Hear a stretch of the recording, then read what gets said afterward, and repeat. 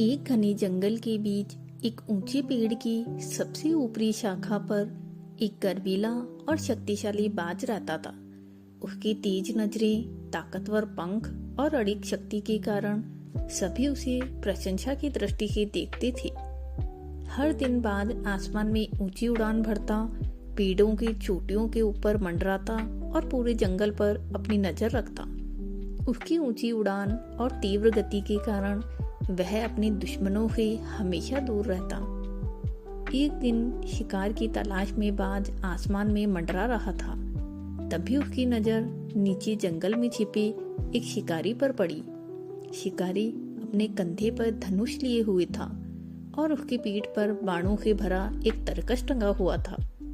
बाज ने अब शिकारी को देखा, लेकिन उसे अनदेखा कर दिया। उसे पूरा विश्वास था कि उसकी ऊंची उड़ान और तीव्र गति से कोई उसे नुकसान नहीं पहुंचा सकता। शिकारी ने अपने धनुष पर बाण चढ़ाया और निशाना साधा। उसने बाज की ओर अपना पहला बाण छोड़ा। बाज चतुर और तेज था। उसने बाण को आसानी से चकमा दे दिया। वह शिकारी की इस कोशिश पर हंस पड़ा, जैसे कहना चाह रहा हो, मुझ तक पहुंचना इतना आसान नहीं है। लेकिन शिकारी धैर्यवान और कुशल था। उसने अपनी तरकस से एक और बाण निकाला। यह बाण खास था। इसके पीछे पंख लगे थे, बाज जैसे ही किसी दूसरे पक्षी के पंख। इस बार शिकारी ने ध्यानपूर्वक निशाना लगाया और बाण छोड़ दिया। यह बाण पहले से तेज और सटीक था।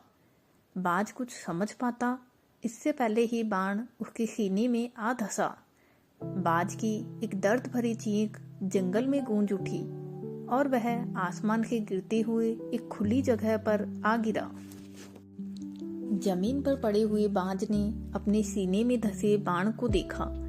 उसकी नजरें बाण के पंखों पर पड़ी। उसने ध्यान से देखा और पाया कि वे पंख किसी और बाज के थे। यह देखकर बाज का दिल भर आया। उसने गहरी पीड़ा के साथ सोचा, मुझे शिकारी की चालाकी ने नहीं, बल्कि मेरे ही जैसे किसी पक्षी के पंखों ने मारा है। यह कड़वी सच्चाई है। समझते हुए बाज ने अपनी आंखें बंद कर ली। उसकी मृत्यु एक ऐसी सीख छोड़ गई जो वहां मौजूद सभी जीवों को लंबे समय तक याद रही। तो दोस्तों, इस कहानी से हमें यह सीख मिलती है कि कई बार हमारी हार बाहरी दुश्मनों से नहीं, बल्कि अपने ही लोगों की वजह से होती है। सतर्क रहें और सोच समझकर विश्वास करें, क्योंकि धोखा अक्सर परिचित स्थानों से ही आता है।